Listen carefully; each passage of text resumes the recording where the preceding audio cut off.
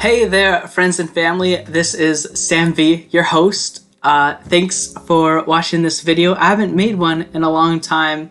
I've actually been pretty busy with, adulting and hustling. But the other day I applied for 15 pretty much dream jobs, and I feel like it's for that time to treat yourself, and I think I deserve it. So we're gonna make this video, and in this video I'm going to cover 3 ways to lose a game of chess. And you should definitely trust my experience, because I have applied all 3 of these methods in order to lose a chess game. So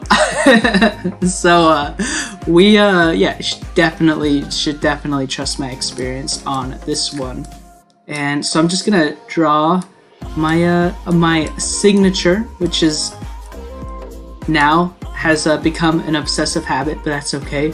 We're gonna look at 3 ways to lose a game of chess, but first I wanted to make a correction to my last video where I fought against Gaga, and I said that this sequence of events was the fried liver, and that's actually incorrect. I'll show you now what really is the fried liver from my learning. I learned this from a video by Finegold, Grandmaster, and I'll put that video in the description. The actual fried liver is this sequence of moves.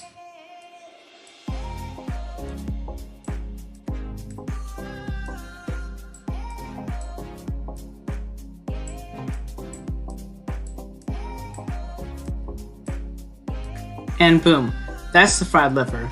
Of course, in both of the examples, the knight still ends up on f7, but the order of events is different. And the order of events matters because in the fried liver, the black is in a worse position. So maybe one day I'll go over what the right thing to do is for black. Let's say if they take this knight and then white delivers a check. But that's not for today. I just wanted to make this correction early on because I don't want to put any misinformation out there. And, I never claimed to be an expert. In fact, I'm pretty terrible. But I wanted to share my learning as I go so we could all improve together. So now we'll go over 3 easy ways to lose a game of chess. And to exemplify these 3 ways, we're going to go through 3 games that I played and lost. And in order to do that, I have this little notepad here, or note card, because I had to memorize each of these 3 games and the fried liver attack. And it's a lot to keep track of, so I have this little notepad to keep me on time and keep me organized. So we're done with this. We are done with that. So the first easy way to lose a game of chess is by giving your pieces away to your opponent, or hanging pieces. And I was fighting Genetic E, and at the time my rating was 792, but it wasn't actually 792. That's inflated. In fact, when you start off at chess.com and choose like you're new to chess, they give you like an 800 rating, and then your rating is adjusted. So mine was declining at the time. So at the time I was probably like a 400 or something like that, realistically. So yeah, first way is to give your pieces away. So e4, e5, I still use this opening because I'm familiar with it and I'm learning the intricacies of it. Bring this pawn up. He brings this queen out super early, which is usually something that is not recommended according to a lot of the experts.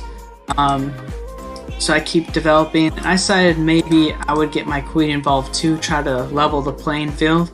And you'll notice in this game, we'll both make some mistakes, but I make more mistakes, which is why I lost. So I bring my knight up, attacking their queen. They bring their pawn up, thinking that they're threatening my knight. Super smart.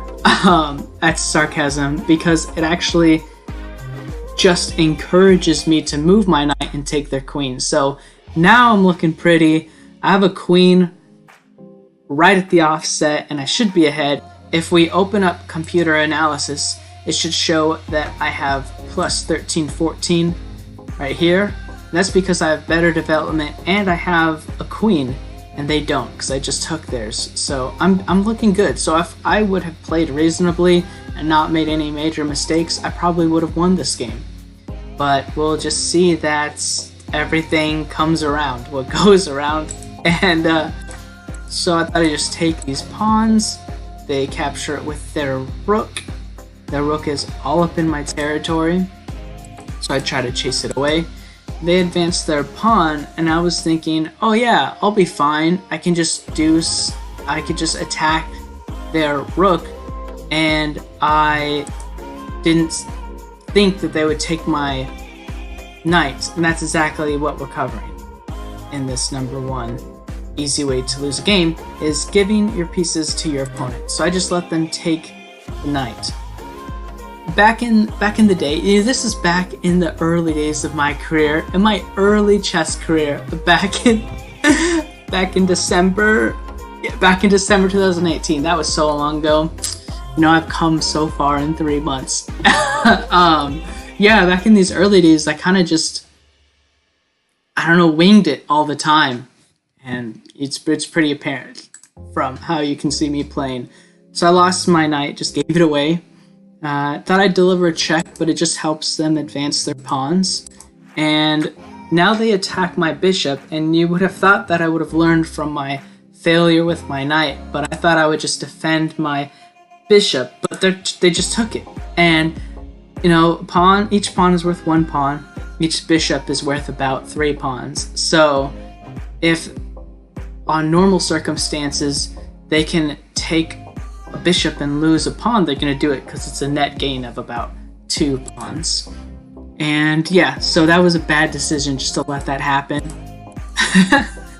We do some repositioning here, and I'm about to make a mistake that foreshadows my second point. My second point is going to be lack of awareness. And here's what's talking about. Here's what I'm about to talk about. So I can't really take this rook because this bishop is guarding it. So I thought I would remove the bishop that was attacking it after I get out of the check. And I wasn't thinking that he would be able to, I wasn't thinking ahead of time. So this knight, if they capture my knight, they have forked my king and my queen. There's nothing I can do to save my queen, and they recovered it. So even though I took their queen in the beginning, they're steadily gaining back their advantage by both taking my knight, then my bishop, and now my queen. Man, I don't even know. Like I said, this foreshadows the lack of awareness, which I'm going to cover in my next game, because I didn't see that they would be able to fork my knight after I took their bishop.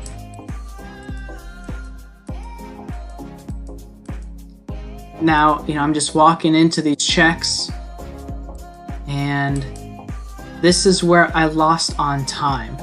I lost on time when they had another minute left to go because of the pieces I gave away. Every time you lose a piece for free without taking back, you're actually diminishing the amount of resources that you have to fight with. So it makes decisions to move forward a lot harder. When you have less resources, it's harder to make good moves. So I lost because I hung my pieces and I wasn't able to make good moves to get back my advantage, and it makes you think longer and then you end up losing on time. So that's how to lose. Number one way, not in any particular order, is to give your pieces away, to hang your pieces.